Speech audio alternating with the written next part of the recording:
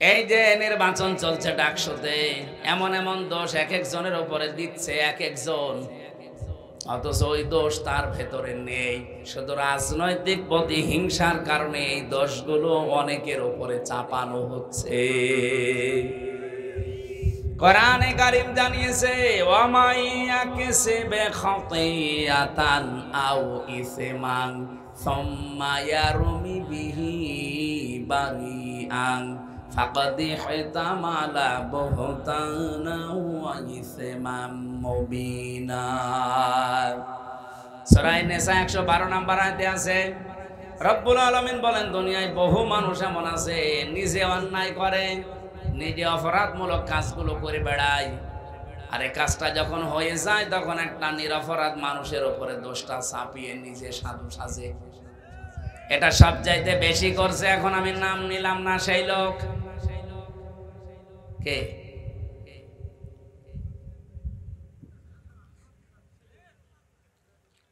সব চাইতে বেশি করছে এখন এই লোক, নাম নিলাম না কোন লোক, সেই লোক।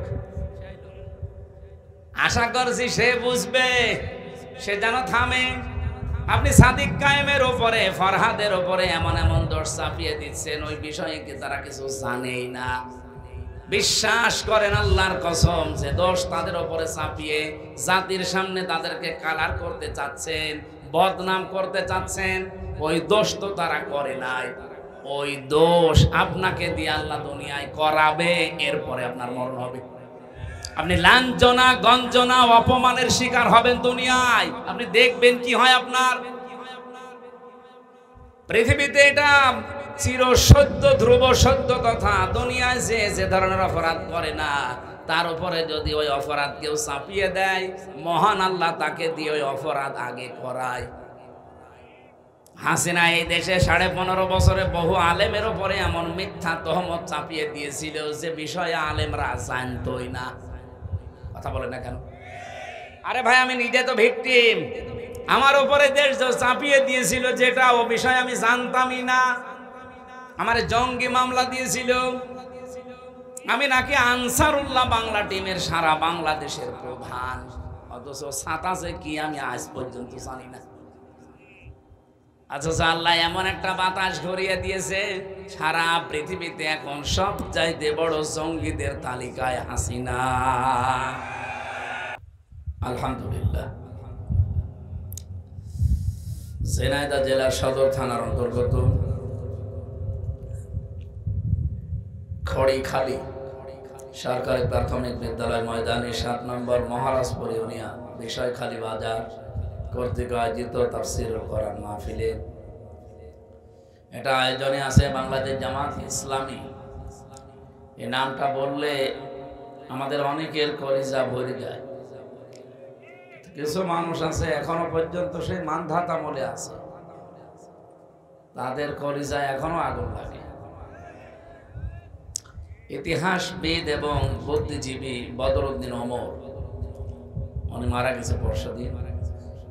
ওনার যে সমস্ত ঐতিহাসিক উক্তিগুলো ছিল, তার ভেতরে 1 নাম্বার উক্তি ছিল এই, মুক্তিযুদ্ধের যত ইতিহাস এ পর্যন্ত লেখা হয়েছে এই বাংলাদেশে, তার 100 ভাগের 92 ভাগ মিথ্যা। সুতরাং এই ঐতিহাসিক সত্য কথাটা আপনি বাংলাদেশের সাথে মিলান। এই 54 বছরে যারা জামাত ইসলামী বাংলাদেশের উপরে যে দোষটা দিয়ে এদেশের মানুষ থেকে দূরে সরিয়ে রেখেছে এতদিন, উনি একজন ইতিহাসবিদ, বুদ্ধিজীবী, আমরা জানি। উনি বলছে যত ইতিহাস লেখা হয়েছে এই মুক্তিযুদ্ধ নিয়ে 100 ভাগের 92 ভাগই সব মিথ্যা কথা। সুতরাং জামাত ইসলামী বাংলাদেশ নিয়ে যত ষড়যন্ত্র করা হয়েছে সবগুলো যেগুলো বানোয়াট, এদেশের মানুষ এখন জানে। আমাদেরকে অনেকে চেতনায় রাজাকার বলে, অথচ আমাদের দলে সর্বোচ্চ রাজাকারের সংখ্যা ওদের তৈরি করা 37 জন, তারপরে 11 জন মরে গেছে। আর যারা এখন এই ধোয়া তুলছে 24 আগস্টের 5 তারিখের পর থেকে, তাদের দলে রাজাকারের সংখ্যা 1024 জন। এই সত্য কথাগুলো তো প্রচার করেন না। শাসক যদি এসে সইকে বলে তোমার পেছনে ফোঁটা, ওর দাঁত মুখ সব খুলে ফেলা দরকার না? সইয়ের পেছনে ফোঁটা কয়টা? আর ঝাঁঝরের? আজ এই দেশে যারা ঝাঁঝর, কোন চরিত্র নেই তাদের, কোনো চরিত্রই নেই, কোনো চরিত্র নেই। শুধু বলি না, কোনো চরিত্র নেই এমনি বলি না। আপনি দেখান একটা আগস্টের 5 তারিখের পর থেকে বাবা শাহজালাল, কুত্তা বিড়াল সব হালাল, এইভাবে যারা জীবন চালাচ্ছে, তারা বলে এতদিন খাইনি এখন খাবো না। এতদিন তো বাংলাদেশ জামাত ইসলামও খায়নি, তারা খেতে পারে না। 56,000 বর্গ মাইলে আজ পর্যন্ত বাংলাদেশ জামাত ইসলামের বিরুদ্ধে অন্য বানানো বহু দোষ দিয়েছে, চাঁদাবাজি করেছে, এই দোষ আজও দিতে পারে না। আলহামদুলিল্লাহ। এই জন্য সেই সংগঠন কর্তৃক আজকের এই সিরাতুন নবী সাল্লাল্লাহু আলাইহি ওয়াসাল্লাম মাহফিল, আমার মনে হয় সারা বাংলাদেশের সব জায়গায় কোরআনওয়ালা মানুষগুলোই কোরআনের আয়োজন করা দরকার। কারণ এই দেশ এখন দুই ভাগ। আপনি গোপনে কিছু করেও, প্রকাশ্যে কিছু করেও না, একেবারে ফাইনাল কথা, এই দেশে এখন দুই দল, একটা আল্লাহর দল, একটা শয়তানের দল। এই কথা বলেন না কেন? সুতরাং এতদিন এখানে লক্ষাধিক মানুষ যারা আসতো, এগুলো মানুষ নামে শয়তান। আর আজকে যেগুলো বসে আছে এগুলো সব আল্লাহর দলে, উলাইকা হিজবুল্লাহ, এগুলো আল্লাহর দলের বাইরে কেউ নেই এখানে। এই কথা বলা লাগবে। সুতরাং আমাদের এই মাঠ ভর্তি মানুষ দরকার নেই। আমার এখানে 10 জন হলেই 10 জনে আমরা চাই বদরের ময়দানের মতো যেন 313 জনের মতো হয়। বাংলাদেশ জামাত ইসলামী সারা বিশ্বের একটা পরিচিত নাম। এটা এ মাহফিলের সম্মানিত সভাপতি আহমেদ আলী মেম্বার, আমির বাংলাদেশ জামাত ইসলামী, 7 নম্বর মহারাজপুর ইউনিয়ন ও সাবেক চেয়ারম্যান নমিনি উনি, 7 নম্বর মহারাজপুর ইউনিয়ন। বাংলাদেশ জামাত ইসলামী থেকে যাদেরকে এমপি বলেন, উপজেলা চেয়ারম্যান বলেন, মেয়র বলেন, ভাইস চেয়ারম্যান বলেন, ইউনিয়নের চেয়ারম্যান বলেন, মেম্বার বলেন, যাদের নাম ঘোষণা হয়েছে এরা কেউ পদপ্রার্থী না, এরা সব নমিনি। কথা বুঝতেছে? পদপ্রার্থী আর নমিনির ভেতরে পার্থক্য আছে। এদেশে 300 মানুষের নাম আমিরে জামাতের মাধ্যমে বাংলাদেশ জামাত ইসলামী ঘোষণা দিয়েছে, এরা কেউ পদপ্রার্থী না, এরা সব নমিনি। আপনি খোঁজ নিয়ে দেখেন, এরা কেউ জানেই না যে আমি নমিনেশন পেয়েছি, তাকে জানানো হয়েছে। বাংলাদেশ জামাত ইসলামী এই দৃষ্টান্ত সৃষ্টি করতে পেরেছে বাংলাদেশে। এই দলে যদি কেউ পদ চেয়ে নিতে চায়, ও কিয়ামতের আগেও পাবে না। অথচ অন্য দলে আমরা দেখি এই পদ পাওয়ার জন্য মানুষ মারামারি করে মরে যায়। ঝিনাইদহ নেই, এখনো তো শুরু হয়নি, হোক, দেখেন কি হয়।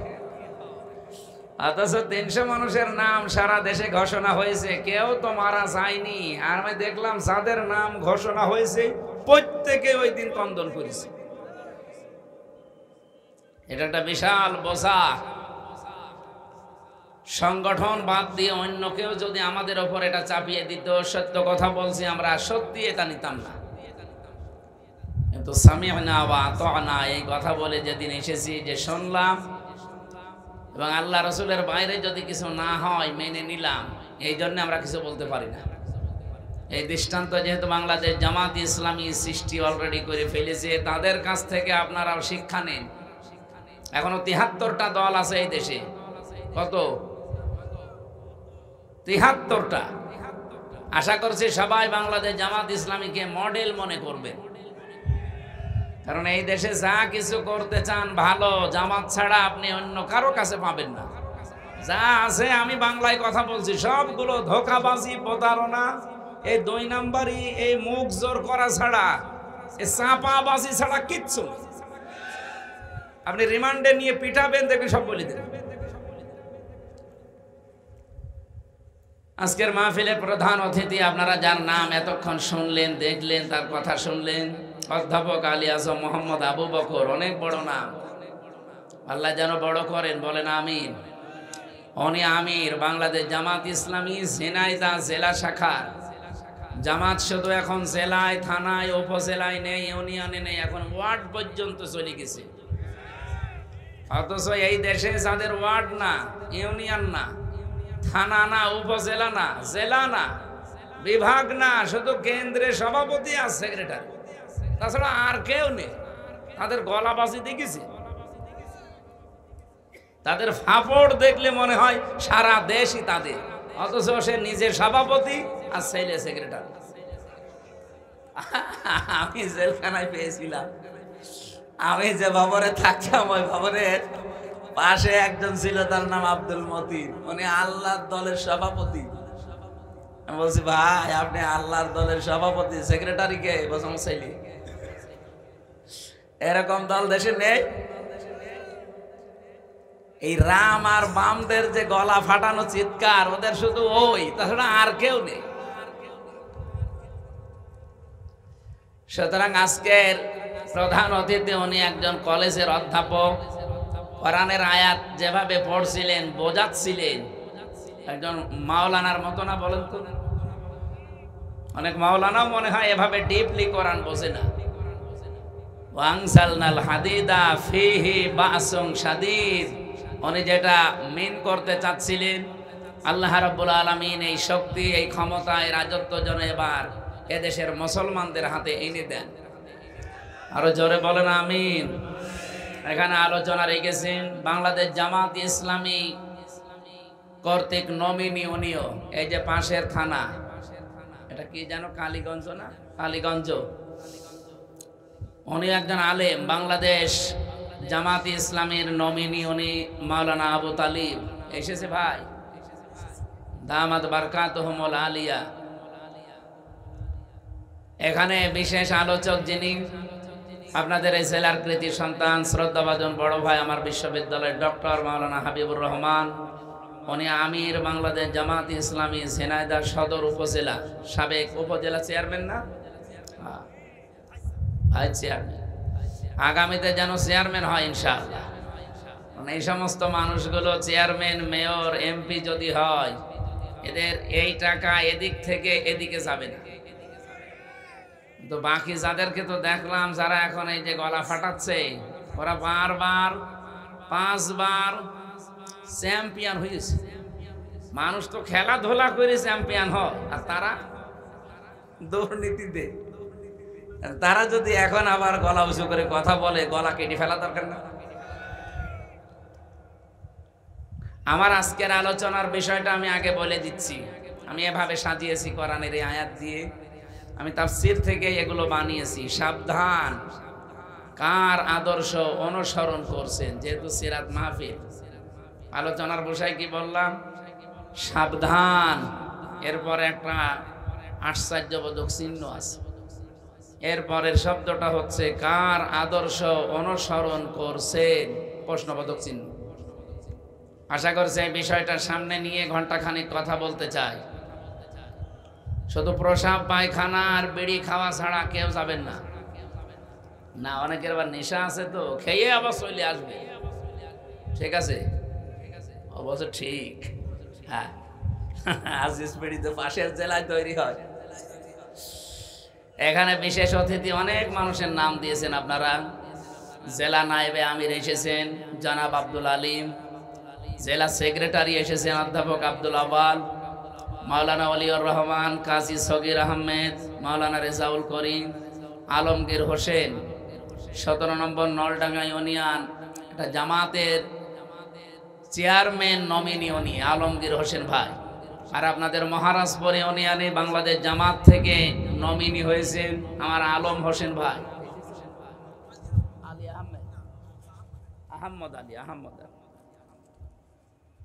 দামাত বারকাতুহুমুল আলিয়া। এই ঝিনাইদহ, বিশেষ করে এই জেলাতে পোরাটায় আমরা কোরআনের দাওয়াত নিয়ে আসি। আপনারা অন্য যাই মনে করেন, আমি রাজনৈতিক একটা পরিচয় বহন করি, কিন্তু কোরআন সামনে নিয়ে যখন কথা বলি, এখন আমার সামনে সবাই আমার শ্রোতা, সেই হিসাবে যাদের মাধ্যমে আসি, হাজী আরজান আলী ওনার মাধ্যমে আসা হয় বেশি। আল্লাহ তার এই হাজী বান্দাকেও কবুল করে। মঞ্চে বসা ওলামা ইকরাম, সামনে বসা মুসলমান ভাইরা, পর্দার আড়ালের সম্মানিতা মা এবং বোনেরা, প্রাণ প্রিয় ঝিনাইদহবাসী, দরবারে ইলাহিতে এই গুরুত্বপূর্ণ সময়ে, রাতের বেলা, রবিউল আউয়াল মাসে শুকরিয়া দান, সকলে বলেন আলহামদুলিল্লাহ। পৃথিবীর মানুষকে আল্লাহ 4টা জিনিস দিতে পারলে খুশি। এই এদিকে তাকান। পৃথিবীর মানুষকে আল্লাহ 4টা জিনিস দিতে পারলে উনি খুশি, কিন্তু মানুষ এই 4টা পেলে নারাজ হয়ে যায়। আল্লাহ খুশি দিতে পেরে, মানুষ নিতে পেরে খুশি না বেজার? বেজার। এটা মুসলিম শরীফের হাদিস।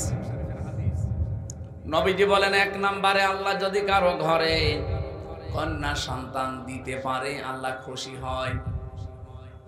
কিন্তু আমরা যারা দুনিয়াতে আছি, সে যেই হোক, প্রাথমিকভাবে কন্যা পেলেই মানুষ নারাজ। এই যে মেয়ে হলেই মানুষ নারাজ হয়ে যায়, এই স্বভাব কোনো মুসলমানের না, কোনো ইমানদারের না। ওয়া ইযা বুশিরা আহাদুহুম বিল উনসা যাল্লা ওয়াজহুহু মুসওয়াদ্দান ওয়া হুয়া কাযীম।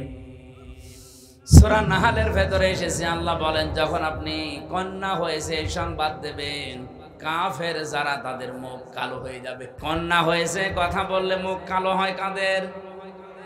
আর বাংলাদেশে কালো হয় কাদের?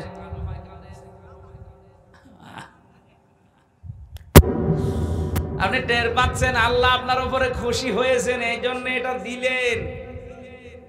নবীজি বলেন, আল্লাহ পাক যদি কাউকে একটা কন্যা দেয়, সে যেন বিশ্বাস করে আল্লাহ তার জন্য একটা জান্নাত বরাদ্দ করে রেখেছেন। কিন্তু কি বললাম? কিন্তু কি 4টা শর্ত পূরণ করা লাগবে এই মেয়েটার পেছনে। 1 নম্বরে, মেয়েটা যখন দুনিয়াতে আপনার ঘরে আসবে আপনি খুশি হবেন। 2 নম্বরে, তার পেছনে খরচ করবেন। 3 নম্বরে, তাকে দ্বীনের শিক্ষা দেবেন। 4 নম্বরে, সৎ পাত্র দেখে পাত্রস্থ করবেন। আল্লাহ পাক শুধু জান্নাত না, ইলা ইয়াউমিল কিয়ামা, কিয়ামত পর্যন্ত তার রহমত আপনার সাথে রাখবে। সিস্টেমরা আমরা পাল্টিয়ে ফেলেছি। মেয়ে হলে খুশি, প্রথমটাই নেই, বেজার হয়ে যায়। আমি কোরআনে মেয়ে লোকের আলোচনা যত জায়গায় পড়েছি, দেখেছি আল্লাহ ছেলে এবং মেয়ের কথা বলতে গেলে আগে মেয়ের নাম দিয়েছেন। ইয়াখলুকু মা ইয়াশাউ ইয়াহাবু লিমান ইয়াশাউ ইনাসা ওয়া ইয়াহাবু লিমান ইয়াশাউ যুকুর ইলা আখিরি আয়াত। সূরা শূরা এসেছে, তিনি সৃষ্টি করেন, যাকে ইচ্ছা কন্যা দেন, যাকে ইচ্ছা পুত্র দেন। আপনি চিন্তা করে দেখেন, আল্লাহ আয়াত শুরু করার প্রথমেই মেয়ে লোকের নাম নিলেন। আল্লাহ যাকে ইচ্ছা মেয়ে দেন, যাকে ইচ্ছা ছেলে দেন। কেন আল্লাহ আগে যাকে ইচ্ছা ছেলে দেন মেয়ে দেন বলতে পারতেন না? মুফাসসির বলেন, আল্লাহ মেয়ের নাম আগে নিয়েছে এই জন্যে আল্লাহ পাক নিজেই মেয়েদের পক্ষে। বলেন সুবহানাল্লাহ। বিশ্বনবী জানিয়েছেন, এই পৃথিবী আমার কাছে কিছুই ভালো লাগে না, 3টা জিনিস আমার কাছে প্রিয়, ভালো লাগে, পছন্দ হয়। 1 নম্বরে নামাজ, 2 নম্বরে সুগন্ধি, 3 নম্বরে মেয়ে মানুষ। এখানে মেয়ে লোক বলতে গিয়ে নবী ইমরাতি একালিফ টান দিয়েছেন। মেয়েদের ভেতরে আমার কাছে ভালো লাগে, পছন্দ হয়, মায়া লাগে আমার নিজের স্ত্রী। আমাদের কাছে অনেকের নামাজ ভালো লাগে, অনেকের কাছে সুগন্ধি ভালো লাগে, অনেকের কাছে স্ত্রীও ভালো লাগে, নিজেরটা ছাড়া অন্যেরটা। নাউজুবিল্লাহ। মানে যে পরকীয়া প্রেম হচ্ছে কি এমনি হয়? নিজেরটা ছাড়া অন্যেরটা যখন বেশি ভালো লাগে তখনই তো মানুষ লাইন করে। কথা বলে না কেন? এই এলাকায় আছে কিনা জানি না, যদি থাকে এই মুহূর্তে আপনি তওবা করা লাগবে। যারা এরকম লাইনে আছেন এই মুহূর্তে এটা বাদ দেওয়া লাগবে, নয়তো আস্তে আস্তে আপনার চেহারার যে এর ভেতরে যে নূর আল্লাহ দিয়েছে, যারা পরকীয়া প্রেমে লিপ্ত থাকে তাদের চেহারার নূর নষ্ট হয়ে যায়। 2 নম্বরে তাদের রিস্কের বরকত আল্লাহ কমিয়ে দেয়। 3 নম্বরে এই লোকটা যখন মারা যাবে ঈমান পাবে না, বেঈমান হয়ে মরবে। এত বড় ভয়ঙ্কর কথাগুলো শোনার পরে কারা এই পাপ ছেড়ে দিতে রাজি আছেন? হাত তোলেন তো। 2 হাত তুলেছো তুমি, দাড়িওয়ালা মানুষ, লজ্জা থাকা দরকার। কার সাথে লাইন আছে জিজ্ঞেস করেন তো। আমার মনে হয় ভাবির সাথে লাইন আছে। না না, আমি হাসির জন্য বলি না। আপনি 1 হাত তুলতে পারতেন, তাও হালকা। ও 2 হাত তুলেছে এইভাবে।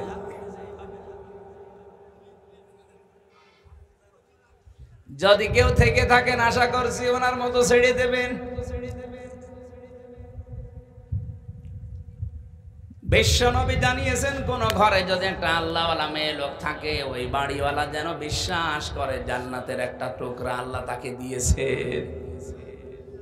এখানে যারা বাবা আছি, মেয়ের বাবা, এই যে 4টা কথা বললাম, যেটা করলে কিয়ামত পর্যন্ত, শুধু ইলা ইয়াউমি, ইলা দুনিয়া পর্যন্ত নবী দেননি, ইলা ইয়াউমিল কিয়ামা, কিয়ামত পর্যন্ত আল্লাহর দয়া রহমত তার উপরে থাকবে।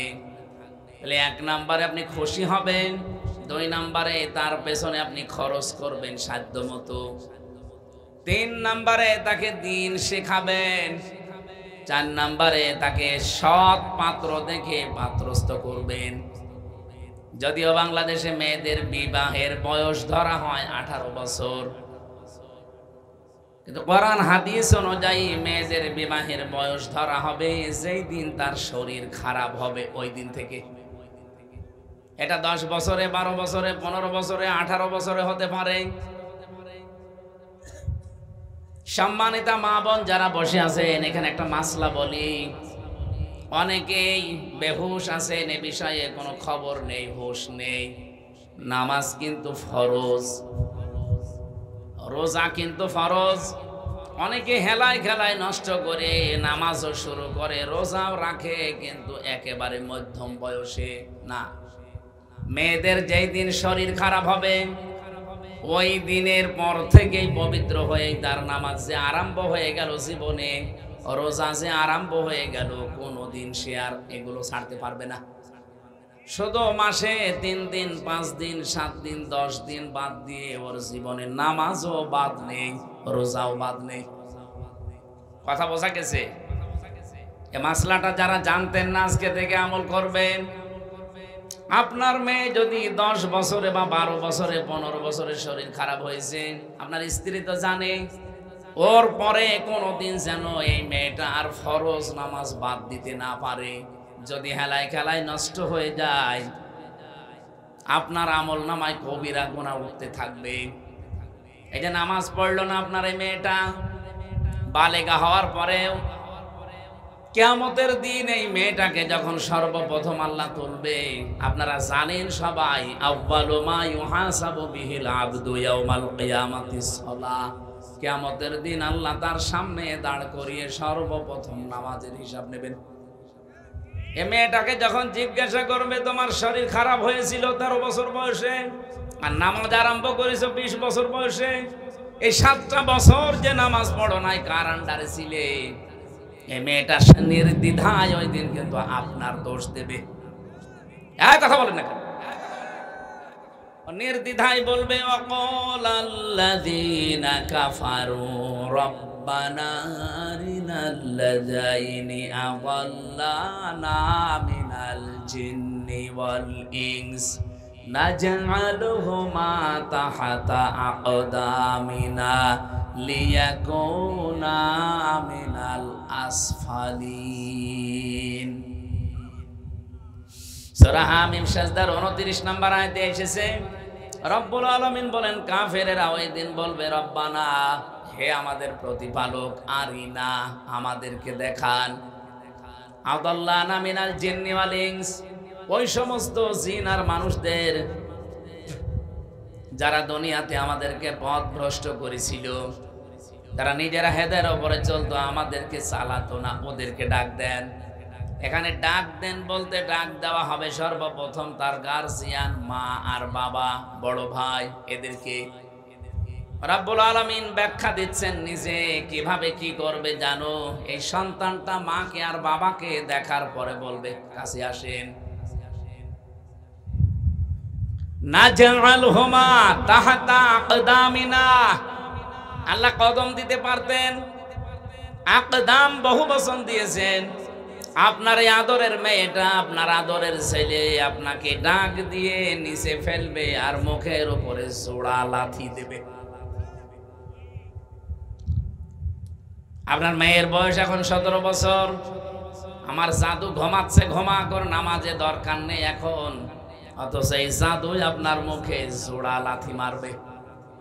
আমি এটা বানালাম না, বলেন। এখানে হাজারো মানুষ আমরা এরকম চরিত্রের আছি, বহু মানুষ আমি জানি ছেলেকে মেয়েকে মহব্বতে ভালোবাসায় ফজরের নামাজে ডাকতে চায় না, এমনকি এমন বউ আছে ডাক দিলে আবার রাগ করে। না, অতটুকু মানুষের আবার নামাজ কিও, ঘুমাচ্ছে ঘুমাক, সকালে প্রাইভেট আছে, প্রাইভেটে আগে হয়ে গেল। মুয়াজ্জিন সাহেব যে কিছুক্ষণ আগে ডাক দিয়ে গেল, আসসালাতু খায়রুম মিনান নাওম, এই ঘুমের চাইতে নামাজ উত্তম। মুয়াজ্জিন কি বলেছে আসসালাতু খায়রুম মিনাল প্রাইভেট? বলেছে? আপনি কোন কারণে ঘুমাচ্ছেন? আশা করছি যাদের মেয়ে আপনি খোঁজ নেবেন,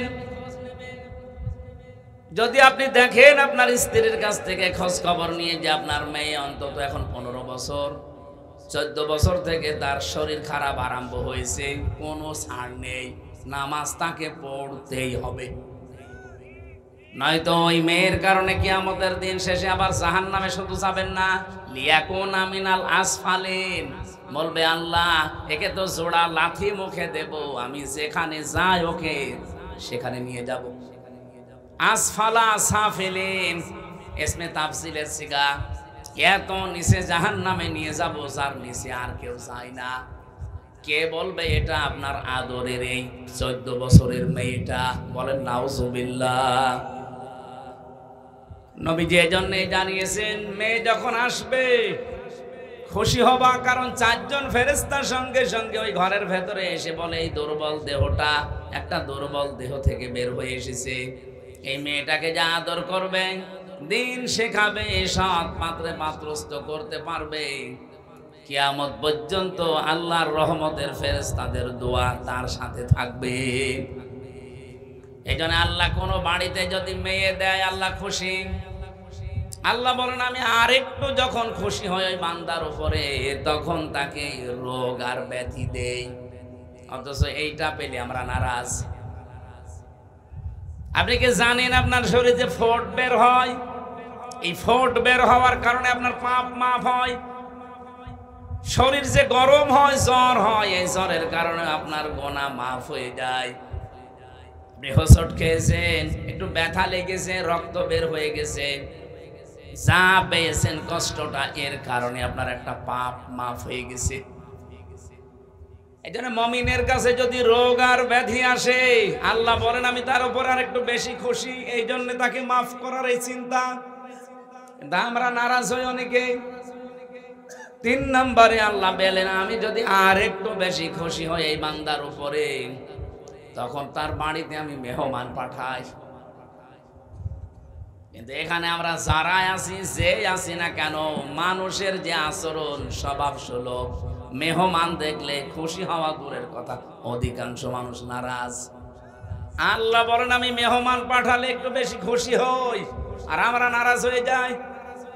4 নম্বরে যখন বান্দার উপরে একেবারে খুব বেশি খুশি হয়ে যায়, ফাইনাল, তখন আমি সেই এলাকায় বৃষ্টি নাজিল করি।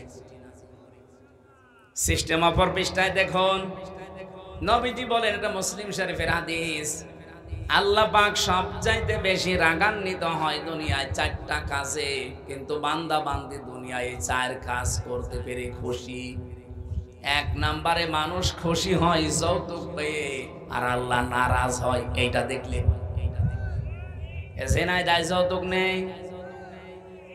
পাশের জেলা আমার কুষ্টিয়া, সংস্কার যখন আরম্ভ হয়েছে, এই 2 মহিলা এতদিন আমাদের মাথার উপরে ছিল, যৌতুক নামে মানবতার সাথে মহা কৌতুক আজও বন্ধ করতে পারে নাই। এখন যিনি আছেন তিনিও পারছে না। আশা করছি আগামীতে ইসলাম আসলে এই যৌতুক ঝাঁটা পিটাই করে বিদায় করা হবে। এখানে মনে হয় যৌতুক খাওয়া কেউ নেই।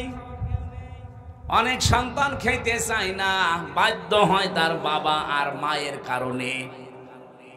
এ বাবা বানা এটা ডাইনি। আমার তো যতটুকু কোরআন হাদিস পড়ে আমি পেয়েছি, কেউ যদি যৌতুকের টাকা খাওয়ার ইচ্ছা করেন, এই ইচ্ছাকে দাবিয়ে রাখার জন্য আপনি নিজের পায়খানা নিজে খেয়ে ফেলেন। নাউজুবিল্লাহ বলেন। আপনি যদি এইটা শুনে নাউজুবিল্লাহ বলেন, পায়খানা খেলে 1টা গুনাহ হয় মাত্র। আর যৌতুকের টাকা নিলে ডবল গুনাহ হয়। 1 নম্বরে কবিরা গুনাহ, 2 নম্বরে জুলুমের গুনাহ। যারা এই কাজ করছেন আপনারা বন্ধ করেন। বিশেষ করে এই যে বরযাত্রী যাওয়া মেয়ের বাড়িতে, এর মতো ছোট লোকই কাজ কারবার দুনিয়ায় আর হয় না। কোন কারণে বরযাত্রী যান? এটা এসেছে হিন্দুদের সংস্কৃতি থেকে, অথচ ইসলাম থেকে যেটা এসেছে, এখানে অধিকাংশ মুসলমান এই কাজ করে না। সেটার নাম অলিমা। কি মুসলমানেরা বিয়ে করবে কি বরযাত্রী না অলিমা? এখানে কারা অলিমা করেছেন হাত তোলেন তো। এই আন্দাজে হাত তোল, অলিমা বসো।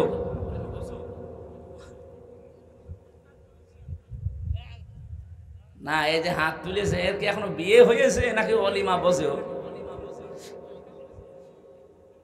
অলিমা কি ছেলের বাড়ি হয় না মেয়ের বাড়ি? হ্যাঁ, আর বরযাত্রী নিয়ে যায় কার বাড়ি?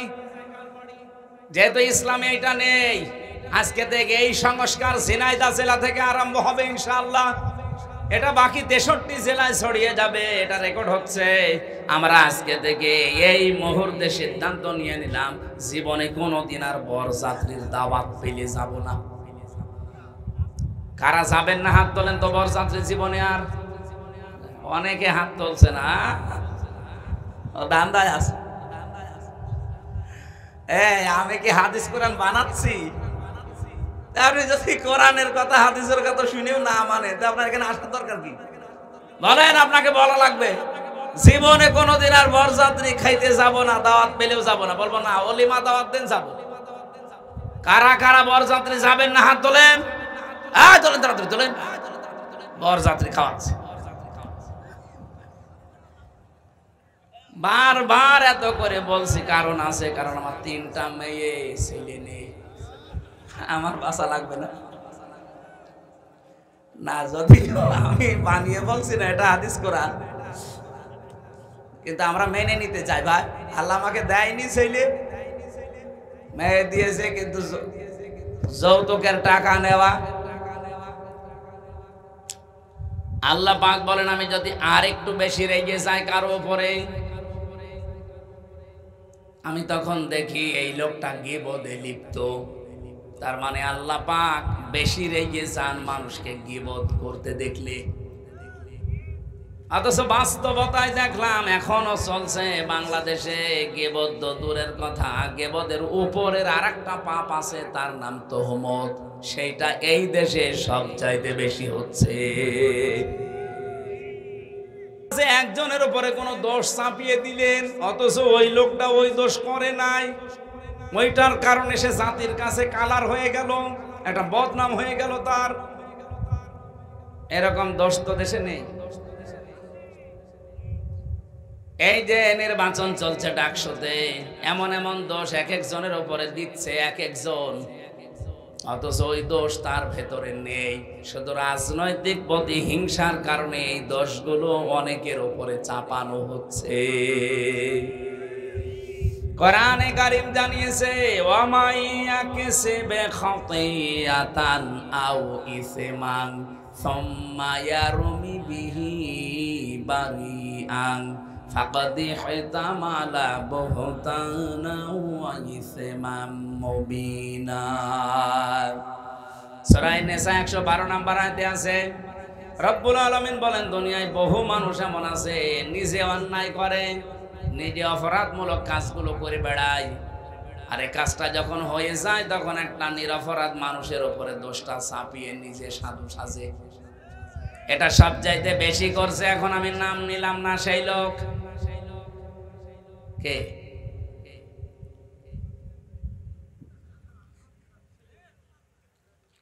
সব চাইতে বেশি করছে এখন এই লোক, নাম নিলাম না, কোন লোক? সেই লোক। আশা করছি সে বুঝবে, সে যেন থামে। আপনি সাদিক কায়েমের উপরে, ফরহাদের উপরে এমন এমন দোষ চাপিয়ে দিচ্ছেন, ওই বিষয়ে কি তারা কিছু জানেই না? বিশ্বাস করেন আল্লাহর কসম, যে দোষ তাদের উপরে চাপিয়ে জাতির সামনে তাদেরকে কালার করতে চাচ্ছেন, বদনাম করতে চাচ্ছেন, ওই দোষ তো তারা করে নাই। ওই দোষ আপনাকে দিয়ে আল্লাহ দুনিয়ায় করাবে, এরপরে আপনার মরণ হবে। আপনি লাঞ্ছনা গঞ্জনা অপমানের শিকার হবেন দুনিয়ায়, আপনি দেখবেন কি হয় আপনার। পৃথিবীতে এটা চির সত্য, ধ্রুব সত্য কথা। দুনিয়ায় যে ধরনের অপরাধ করে না, তার উপরে যদি ওই অপরাধ কেউ চাপিয়ে দেয়, মহান আল্লাহ তাকে দিয়ে ওই অপরাধ আগে করায়। হাসিনা এই দেশে 15.5 বছরে বহু আলেমের উপরে এমন মিথ্যা তহমত চাপিয়ে দিয়েছিল যে বিষয়ে আলেমরা জানতোই না। কথা বলে না কেন? আরে ভাই, আমি নিজে তো ভিকটিম। আমার উপরে দেশ চাপিয়ে দিয়েছিল যেটা, ও বিষয় আমি জানতামই না। আমার জঙ্গি মামলা দিয়েছিল, আমি নাকি আনসারুল্লাহ বাংলা টিমের সারা বাংলাদেশের প্রধান, অথচ সাতাশে কি আমি আজ পর্যন্ত জানি না। আচ্ছা, আল্লাহ এমন একটা বাতাস ঘুরিয়ে দিয়েছে, সারা পৃথিবীতে এখন সব চাইতে বড় জঙ্গিদের তালিকায় হাসিনা। পুড়িয়ে মরে গেছে। এটা তো আল্লাহ সিম্পল দেখাচ্ছে, এটা কিন্তু কোরআনের কথা। দুনিয়ায় যদি কেউ কোনো অপরাধ না করে, তার উপরে দোষ আপনি চাপিয়ে দেবেন, আপনাকে দিয়ে ওই দোষ আল্লাহ করাবে, নয়তো আপনার মরণ হবে না। অনেকে আবার এই জায়গায় একটা সুযোগ খোঁজে যে মরণ যদি না হয় তাহলে বেঁচে থাকতে তো পারবো। কত বড় শয়তান হবে! আল্লাহ নারাজ হয় কখন? যখন দেখেন এই লোকটা গীবত করছে। আল্লাহ সব চাইতে রেগে যায়, এর উপরে আর একটা আছে। 3 নাম্বারটা পেয়েছি আমি। আল্লাহ পাক বলেন আমি আরো রেগে যাই যখন বান্দার উপরে দেখি এই লোকটা মিথ্যা কথা বলছে। এটা তো আর দেশে নেই। 63 বছরের জীবনে, অথচ আমাদের যিনি আদর্শ, আমি যে বললাম সাবধান, কার আদর্শ অনুসরণ করছেন প্রশ্নবোধক চিহ্ন এমনি দেয়নি। 63 বছরের জীবনে এই মানুষটা একটা মিথ্যা কথা বলেনি। সেই লোকটার জীবন চরিত্র নিয়ে আজকে আলোচনা হবে। অথচ আপনারা যারা আদর্শ মেনে আনন্দে লাফান, তার জীবনে পুরাটাই মিথ্যা দিয়ে ভরা। ঝিনাইদহবাসী এখানে শুধু এই হাজারো মানুষ শুনছে না, এটা রেকর্ড হয়ে তামাম দুনিয়া চলছে। এখন সারা পৃথিবীর মানুষকে জানাবো, যাদের আদর্শ অনুসরণ করেন, বিবেকের কাছে একটু প্রশ্ন করেন ওই লোকটা আসলে চরিত্রবান কিনা। যদিও অনেকের রাগ হয়, বলে ডাইরেক্ট বলা দরকার কি, আপনি গোপন রাখতে পারেন না। না, সত্য কোনোদিন গোপন থাকে না। বাংলাদেশে এখন চরিত্রবান সত্যই মানুষ যদি ছাত্র সংগঠনে আপনি খুঁজতে চান, ইসলামপন্থী ছাত্র সংস্থা ছাড়া আপনি খুঁজে পাবেন না। যারা ইসলাম দিয়ে রাজনীতি করে আপনি দেখেন, সে যারাই হোক, যারা ইসলাম দিয়ে রাজনীতি করে, সে ইসলামী ছাত্র শিবির হোক, ইসলামী ঈশা ছাত্র আন্দোলন হোক, আর অন্যান্য যত দল আছে, যারা ইসলাম দিয়ে রাজনীতি করে, এই ছেলেদের চরিত্র এখনো পর্যন্ত ঠিক আছে। ইসলামের বাইরে যারা রাজনীতি করে, ওদের চরিত্র বলতে কি আছে আপনি দেখান। আমি জাহাঙ্গীরনগরে প্রথমে ছিলাম, চান্স পেয়েছিলাম প্রথমে ওখানে। আমি দেখেছি সকালবেলা কুলি করছে মদ দিয়ে, ছাত্র পিটাচ্ছে শিক্ষককে। এখনো পর্যন্ত এরকম বেয়াদব বাংলাদেশে আছে না নেই? আজকে একজন এরকম বেয়াদবি করছিল দেখলাম। শিক্ষকের সামনে যদি টেবিলে চাপড় দিয়ে চোখ গরম করে তুই তোকারি করতে পারে, ও জীবনে কি করবে? আমাদের ইমাম, যিনি ইমাম আবু হানিফা রহমতুল্লাহ আলাইহি, এমনিতে এত বড় হননি। তার জীবনী পড়তে গিয়ে দেখলাম তিনি প্রথম জীবনে গরিবের সন্তান ছিলেন। ছোট বয়সে তার মা দিয়েছে তাকে মাদ্রাসায়, মক্তবের শিক্ষক তাকে পড়াচ্ছে আলিফ বা তা সা। উনি প্রতিদিন এই কায়দা আমপারা কোরআন যায় বলেন, কাঁধে করে নিয়ে যায় মাদ্রাসায়, আবার আসে, কিন্তু পায়ে জুতা নেই। শিক্ষক একদিন ডাক দিয়ে বলছে জুতা, বলছে ওস্তাদ জুতা কেনার পয়সা টাকা আমার কাছে নেই। আমার মাও গরিব মানুষ। ওস্তাদ শেষ পর্যন্ত তার মাথার টুপিটা তাকে দিয়েছে, মাথায় টুপি লাগিয়ে দিয়েছে। পরের দিন আবার এসে দেখে খালি পায়, মাথা তো খালি ছিল, টুপি নাই, দিলাম তোরে আমি আর কি দেব। শেষে উস্তাদ একটা ছিঁড়া স্যান্ডেল ছিল, জুতা চামড়ার, বলছে এইটা নিয়ে যা, তোর যখন কিছু নেই এইটা পায়ে দিয়ে অন্তত আসবি। আল্লাহর বান্দা নোমান বিন সাবেত, যাকে আমরা ইমাম আবু হানিফা রহমতুল্লাহ আলাইহি বলি, বাড়িতে যাবার পরে তিনি পানি গরম করার পরে ওর ভেতরে ওই চামড়ার মোজা ছেড়ে দিয়েছে। জুতাটা ছেড়ে দেওয়ার পরে গরম পানিতে ওই যে মাঝখান থেকে যে চামড়াটা বের হয়, সতীর মতো দেখতে, চামড়ার মতো, ওইটা দিয়ে উনি সেলাই করেছে, মাকে দিয়ে উনি টুপি বানিয়েছে। পরের দিন যখন আসে দেখে খালি পায়।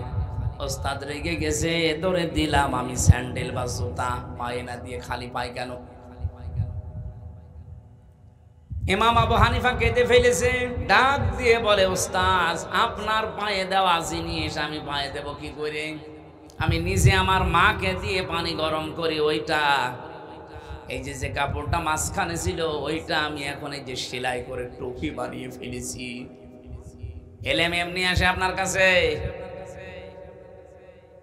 আমার এই ছোট্ট জীবনে আমি দেখেছি ওস্তাদ ওযু করছে, শিক্ষক ছাত্র পায়ে পানি ঢেলে দিচ্ছে, বয়স 7 বছর। আমি এইটাও দেখেছি বিশ্ববিদ্যালয়ে শিক্ষক ক্লাস নিচ্ছে, ছাত্র জুতা দিয়ে পিটাচ্ছে, বলছে শালা তোরে মেরেই ফেলবো। বাকিটার বললাম না। ছাত্র তো এইটাও ওইটাও, একটা মানুষ হচ্ছে আর একটা জানোয়ার হয়ে গেছে। জানোয়ার যেন আরো তৈরি হয়, সেজন্য গোপন ষড়যন্ত্রের ফাঁদ অনেকে বিছিয়েছে। এই জন্য ক্লাস 1 থেকে 5 পর্যন্ত গানের মাস্টার নিয়েছে, কিন্তু মাওলানা নেয়নি।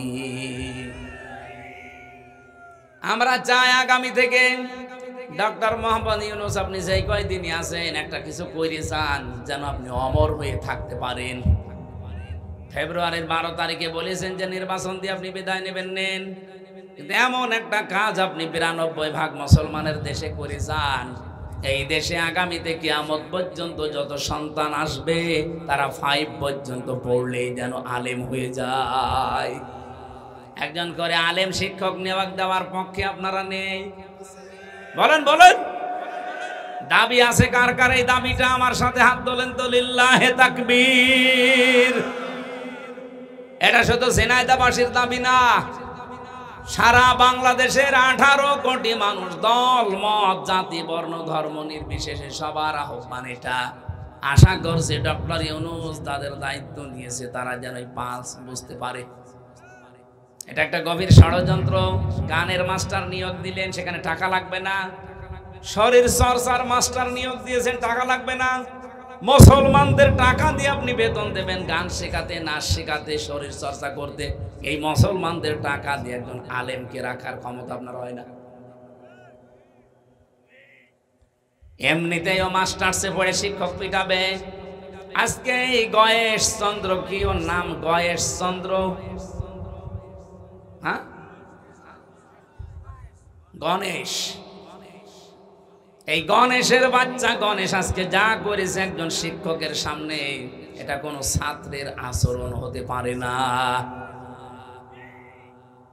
এর আচরণ যদি এই হয়, ওর সামনে কি করবে? ওর চোখ মুখ দেখে জাতি বুঝে ফেলেছে।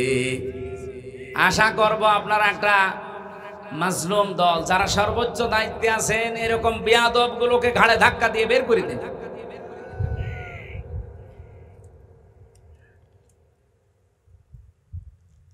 আমার ভাইরা, মিথ্যা কথা বলা বন্ধ করা দরকার। মিথ্যা সকল পাপের মা বা মূল। নবীজি বলেন, আল্লাহ যদি একেবারে সর্বশেষ ফাইনাল রেগে যায় কারো উপরে, যেই লোকটা সুদ খায়, জেনায় দেয়, সুদ নেই, আর ব্যাংকের মাধ্যমে ওগুলো তো আছে। এমনকি এই গ্রাম এলাকায় দেখি টাকা ছেড়ে রাখে, টাকা আসে 1000 টাকা দিয়ে রাখে, 100 টাকা করে বেশি দেয়। ও কিন্তু জানে এটা সুদ, ও জানে এটা মায়ের সাথে জেনা করার শামিল, তারপরও খায়। আল্লাহ সব চাইতে বেশি রেগে যায় এই জায়গায়। এমন রাগা রাগে আল্লাহ বলেন, ফাইল্লাম তাফআলু ফাআযানু বিহারবিম মিনাল্লাহি ওয়া রাসূলি। সুদের এই ঘোষণা শোনার পরও যদি কেউ ছেড়ে না দেয়, সে যেন আল্লাহ এবং রসুলের সাথে যুদ্ধ করার জন্য প্রস্তুতি নেয়। বলেন নাউজুবিল্লাহ। আমি ফাইনাল জানি না, তারপরও একটু আন্দাজে বলছি, এই এলাকায় যারা টাকা ছেড়ে রেখেছেন, টাকা আসে, এইরকম কোন মানুষ যদি এখানে এসে থাকেন, আপনি এই মুহূর্তে তওবা করেন। আপনি কিন্তু মায়ের সাথে জেনা করে এসেছেন, আবার যে করবেন। কত নিকৃষ্ট কথা আমি বলতাম না, হাদিস এসেছে জন্য বললাম। এরপরেও যদি আপনি সুদের এই টাকা ছেড়ে দিতে না পারেন, আপনার বিবেকে বাধা না দেয়, আপনি আজকে থেকে আর নামাজও পড়ার দরকার নেই। কারণ আপনি এমনিতেও জাহান্নামে যাবেন, অমনিতেও জাহান্নামে যাবেন। পরের এই শব্দটাকে আমি বানালাম, সূরা আলে ইমরানে আছে, যারা সুদ ছেড়ে দেয় না তাদের জন্য আমি আগুন তৈরি করে রাখলাম। বলেন নাউজুবিল্লাহ। আগুন কোথায় পাওয়া যায়? জাহান্নামে। বলেন বলেন। মুসলিম শরীফের যে হাদিসটা দিয়ে আরম্ভ করেছিলাম, 4টা কাজে আল্লাহ সব চাইতে বেশি খুশি, কিন্তু পৃথিবীর মানুষ নারাজ। আর 4টা কাজে আল্লাহ সব চাইতে বেশি নারাজ, পৃথিবীর মানুষ খুশি। আল্লাহ ওই 4টা কাজে আমাদেরকে পালন করার তৌফিক দেন। এই 4টা কাজ যেগুলো নারাজ, এগুলো জীবনের মতো ছেড়ে দেওয়ার সুযোগ দেন। বলেন আমিন। দরুদ আর সালাম পাঠ করে আমরা চলে যাচ্ছি সূরা আরাফ।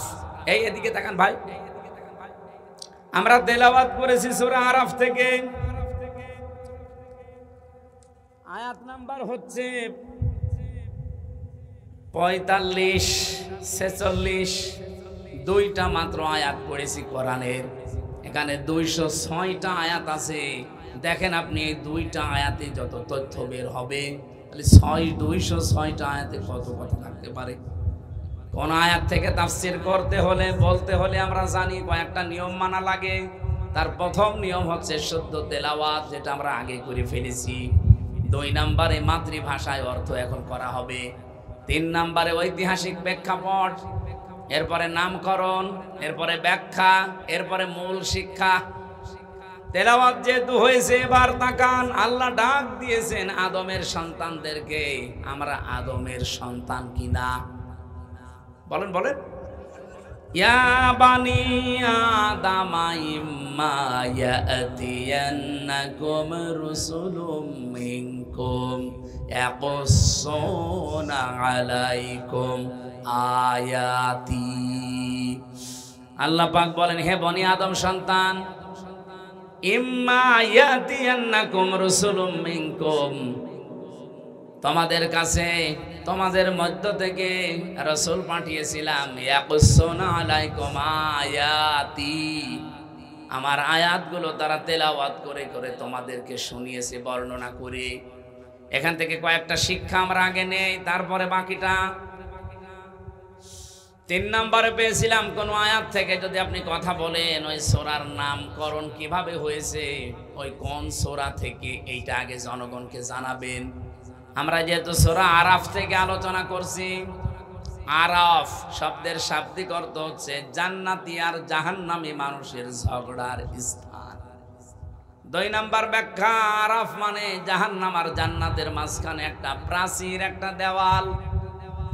নবীজি বলেন এখানে আল্লাহ কিছু মানুষকে বসিয়ে রাখবে, অবাইনাহুমা হিজাব ওয়া আলাল আরাফি রিজালুন ইয়ারিফুনা কুল্লাম বিসিমাহুম ইলা আখিরি আয়া। রব্বুল আলামিন বলেন তাদের মাঝখানে একটা হিসাব বা পর্দা দেওয়া থাকবে, যেটা প্রাচীর বা দেওয়াল বলা হয়। কিছু মানুষকে আল্লাহ ওখানে বসাবে, ওদেরকে আল্লাহ জান্নাতেও দেবে না, জাহান্নামেও দেবে না।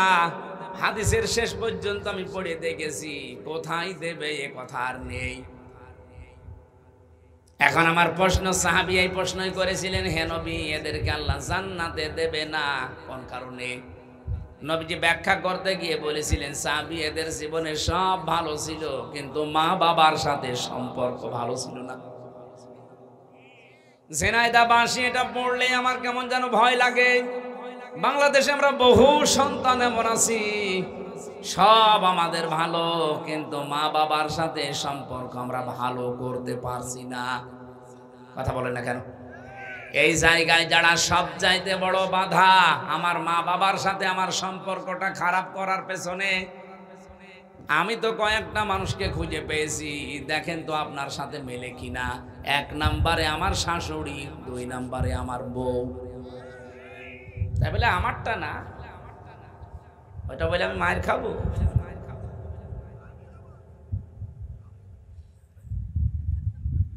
সেদিন একটা বৃদ্ধাশ্রমে ঢুকেছিলাম, ওই যে নীলফামারী কিশোরগঞ্জ থানায়। ঢোকার পরে আমাকে বলছে, হুজুর দেখেন তো, যে দেখি এই পাশে 25 জন মা, এই পাশে 25 জন বাবা বসে আছে। আমার দেখে হাও মাও করে সব কাঁদতেছে, যার কাছে যায় সেই হাত ধরে কাঁদে। বয়স হয়ে গেছে প্রায় 70, 80, 90 এরকম। একজনকে জিজ্ঞাসা করলাম, কি বাড়ি কোথায়, ছেলে মেয়ে কয়টা? বলছে আমার 3টা ছেলে মেয়ে, 2টা থাকে একটা বাইরের দেশে লন্ডনে আমেরিকায়, আর একটা মেয়ে থাকে অস্ট্রেলিয়ায়। আপনি এখানে? ওরা দেশে ছিল কিন্তু ওদের স্ত্রীর কারণে আমাকে ঘরে রাখতে পারে নাই। ওরা 2 জন বৌমা আধুনিক, তারা বলেছে এই বুড়ি বাড়ি থাকলে তোমাদের কাছে আমরা থাকবো না। শেষ পর্যন্ত ছেলেরা আর মেয়ে মিলে আমাকে রেখে গেছে এই বৃদ্ধাশ্রমে। খুব কষ্ট হয় মাঝে মাঝে ওই নাতিদের কথা মনে উঠলে। এই বয়সটা একটু নাতি নাত করে যারা থাকবে তাদের নিয়ে একটু খেলাধুলা আনন্দ করব, অথচ এই নিঃসঙ্গ জীবনে পড়ে আছি। এখন শুধু গণনা করছি আল্লাহ কবে আজরাইল পাঠাবে। এই মেয়েটা যাদের দোষ দিল, আমি তো শুধুমাত্র এই মেয়েটা দিয়েছে দোষ তা বলছি না, বাস্তবে এটা হচ্ছে কিনা বলেন তো? যে মা বাবা এত কষ্ট করে আপনাকে এই 25 বছর 30 বছর পর্যন্ত লালন পালন করেছে, অথচ সেই মা বাবাকে বিয়ের কিছুদিন পরে আমরা অনেকে আলাদা করে দেই, বৃদ্ধাশ্রমে রেখে আসি, এমনকি পালাপালি করে খাওয়াই।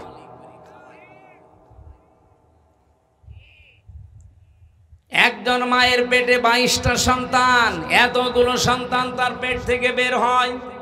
এতটুকু পেটে 22টা সন্তানের জায়গা হয়েছিল, অথচ এই মা এই 22টা সন্তানের বাড়িতে এখন 3 দিন 7 দিন করে পালা পালা করে খায়। আরে ভাই, আপনার তো আরো খুশি হয়ে তাকে নিজের কাছে রাখার জন্য প্রতিযোগিতা করা দরকার, লটারি করা দরকার।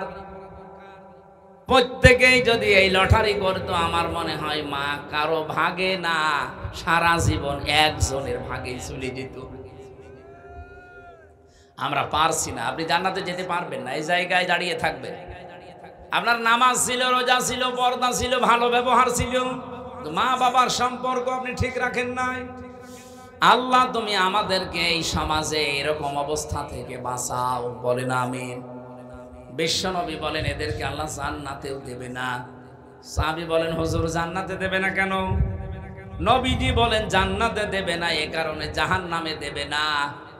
এরা সব কিছু হয়তো কম বেশি অনেক কিছু দুনিয়ায় করেছে, একটা কাজ তাদের জীবনে অ্যাক্টিভ ভাবে ছিল, তারা ইসলামকে প্রতিষ্ঠা করার জন্য আন্দোলন করত।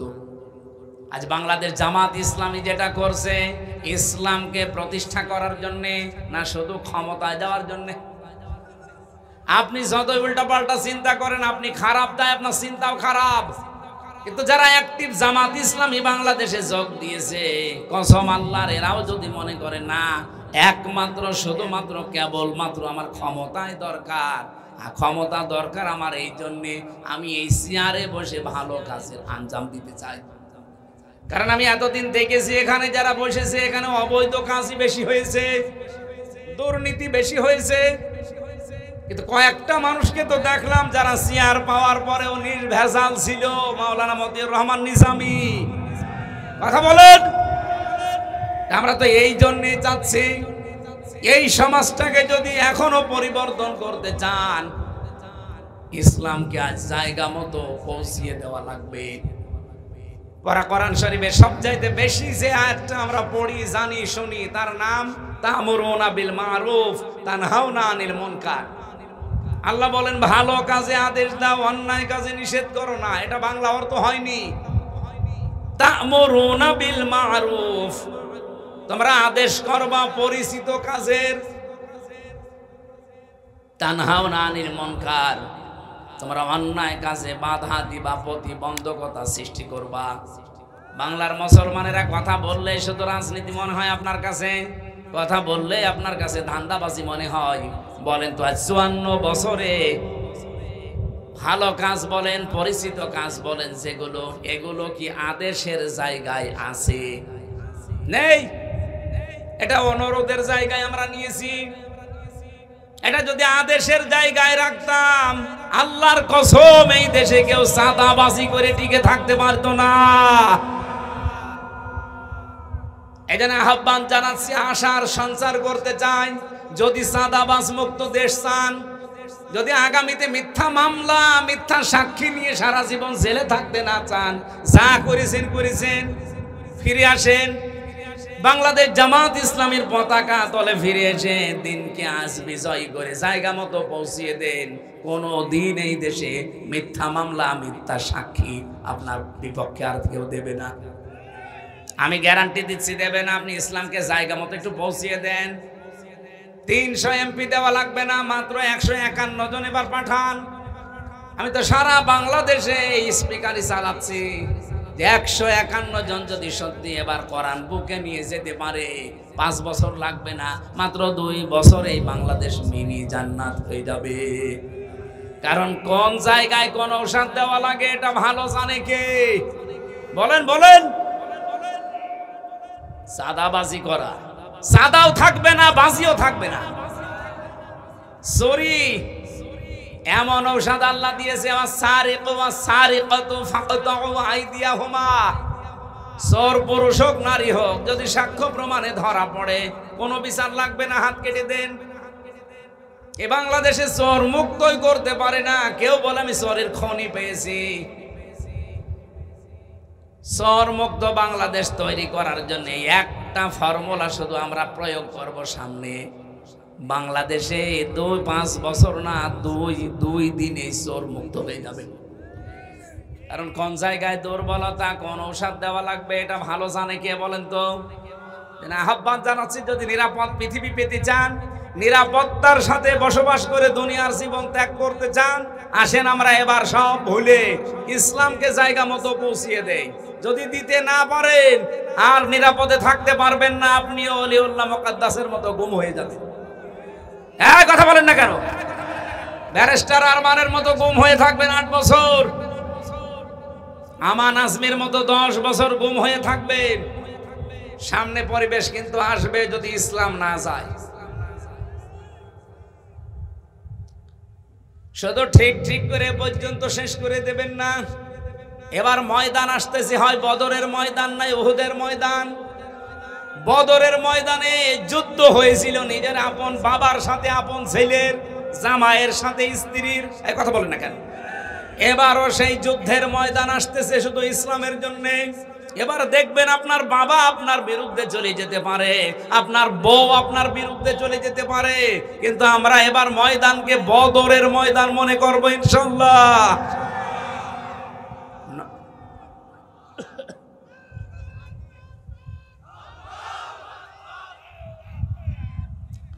আলহামদুলিল্লাহ ভাই, আপনারা কথা ঠিক রাখবেন। এবার রেকর্ড হচ্ছে, সারা দেশে যাচ্ছে, তারাও কথা ঠিক রাখবে আমার বিশ্বাস।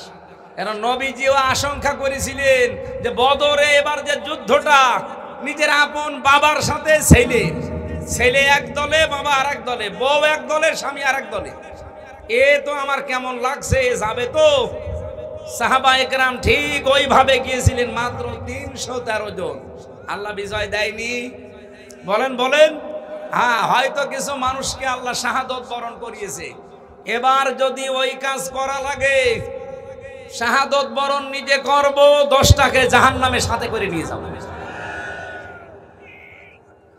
এই জন্য আগামীতে যে ভোট যুদ্ধ আসতেছে, আমরা আগেই বলে ফেলেছি, এটা শুধু ভোট না, এটা ভোট যুদ্ধ।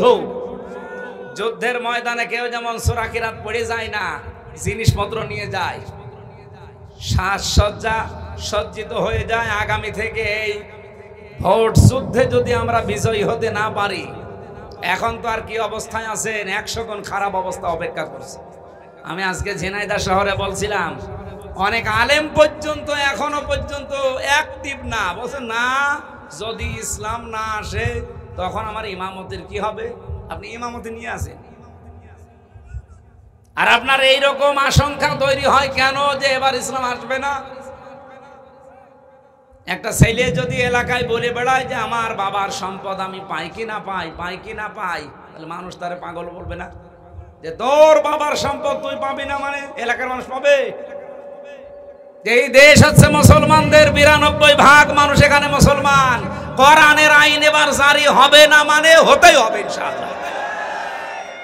কেউ হীনমন্যতায় ভুগবেন না, কেউ দুর্বল হবেন না, ভয় পাবেন না। ইসলাম এবার ক্ষমতায় যাবে।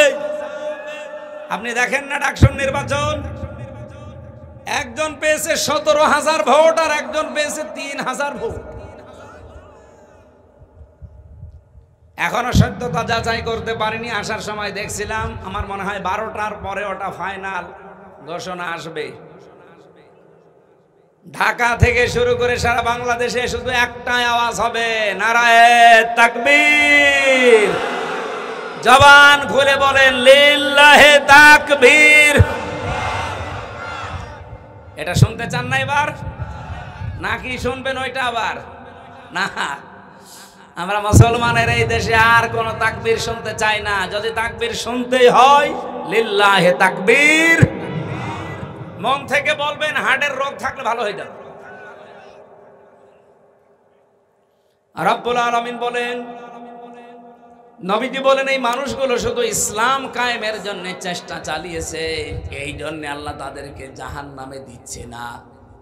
এই আয়াতের দিকে তাকিয়ে রাসূলের কথা যেহেতু আমি 100% বিশ্বাস করি, এই হিসাবে বলছি, এই বাংলাদেশে যারা দিন কায়েমের চেষ্টায় আছেন, একামতে দিনের সাথে লেগে আছেন, আপনি বিশ্বাস করতে পারেন আপনি জাহান্নামে যাবেন না। হ্যাঁ, জান্নাতে যেতে পারবেন না যদি মা বাবার সাথে আচরণ খারাপ থাকে, সেটা আগে ঠিক করে নেন। যেহেতু নবীজি বলেননি যে কোথায় যাবে, যদি মনে করেন ওই জায়গায় আমাদের বসে থাকা লাগে, এই আরাফ নামক প্রাচীরের উপরে, তাহলে আমার মতো কপাল পোড়া আর কেউ। সুতরাং আমাদের এক্ষুনি পরিবর্তনের সময়। আল্লাহ বনি আদম সন্তানকে ডাক দিয়ে বলেন, ইম্মা ইয়াতিয়ান্নাকুম রাসূলুম মিনকুম ইয়াকুসুনা আলাইকুম আয়াতি। তোমাদের কাছে আমার রাসূল। এখানে আল্লাহ রাসূল এক বচন দিতে পারতেন, রাসূলুন বহু বচন দিয়েছেন।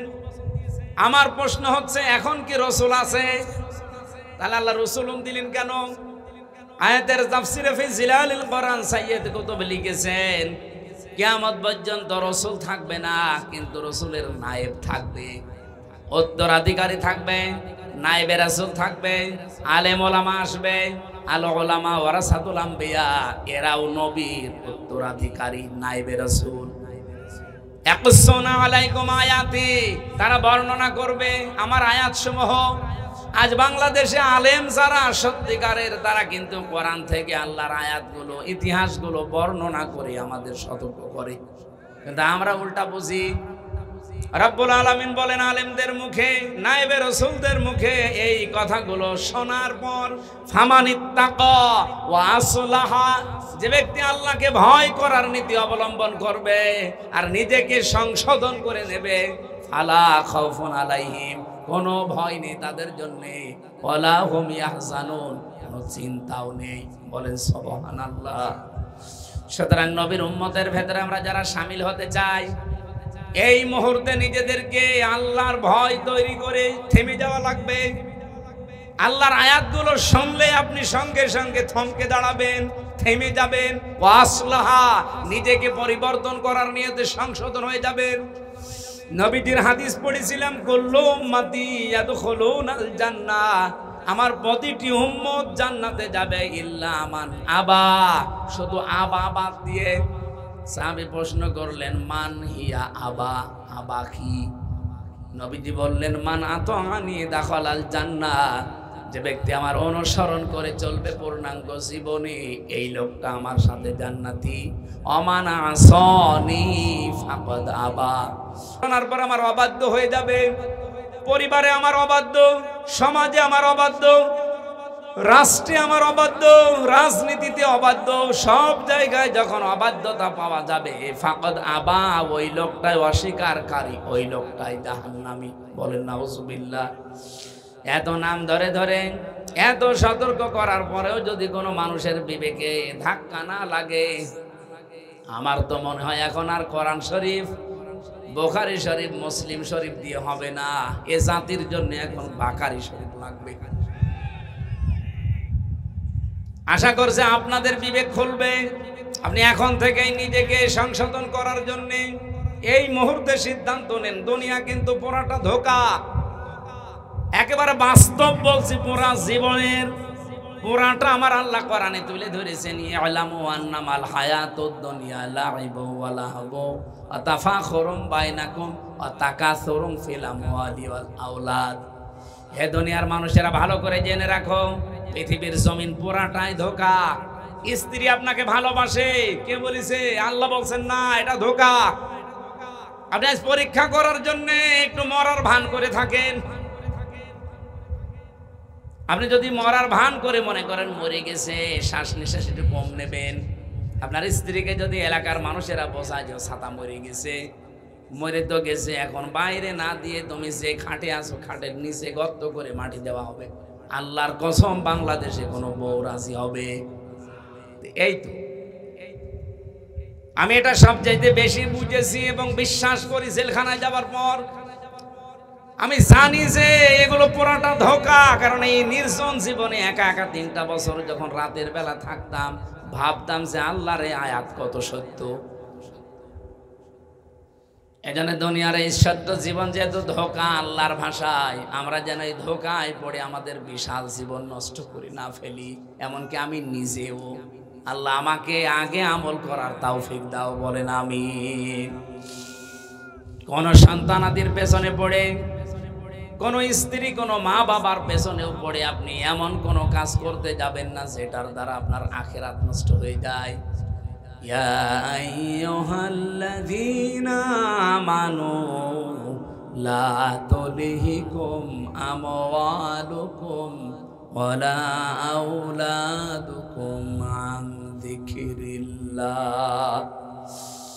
এই ইমানদার বলে যারা দাবি করো তাদেরকে বলছি, সন্তানাদি আর সম্পদাদি এগুলো যদি তোমাদেরকে আল্লাহর বিধান থেকে, তার জিকির থেকে, স্মরণ থেকে দূরে সরিয়ে দেয়, আমাইয়া ফাল দালিকা ফাউলাইকা হুমুল খাসিরুন, যারা এরূপ করবে আল্লাহ বলেন এরাই ক্ষতিগ্রস্ত। বলেন নাউজুবিল্লাহ।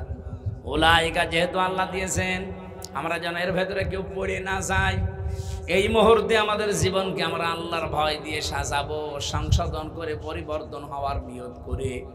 ওয়াল্লাযীনা কাযযাবু বিআয়াতিনা, যারা আল্লাহর এই কথাগুলো শোনার পরে মিথ্যা মনে করে, ওয়াস্তাকবারু আনহা, অহংকার করে মুখ ফিরিয়ে চলে যায়, উলাইকা আসহাবুন নার, এরা হচ্ছে জাহান্নামের অধিবাসী, হুম ফিহা খালিদুন, চিরকাল তারা সেখানে থাকবে।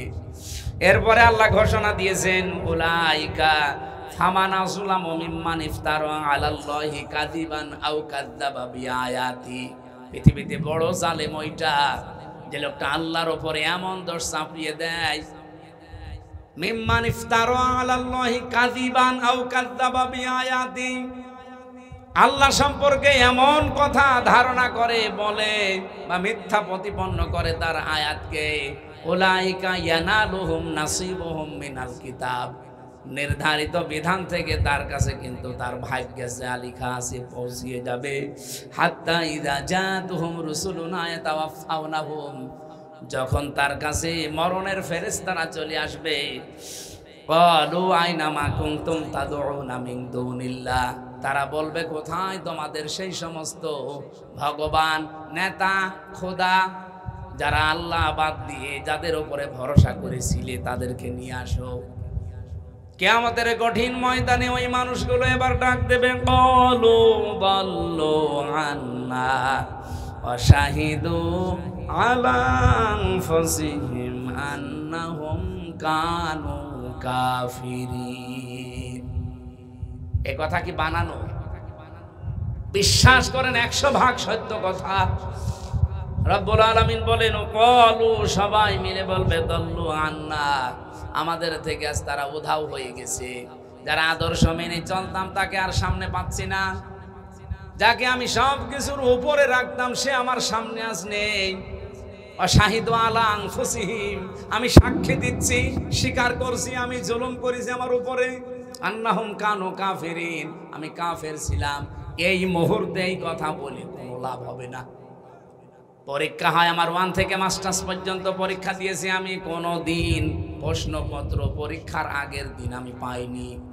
অথচ আল্লাহ যে পরীক্ষা নেবে 1500 বছর আগেই প্রশ্নপত্র ফাঁস করে দিয়েছে। এরপরেও যদি আমরা কেউ ফেল করি, আদর্শ মানার ক্ষেত্রে কাকে অনুসরণ করছেন?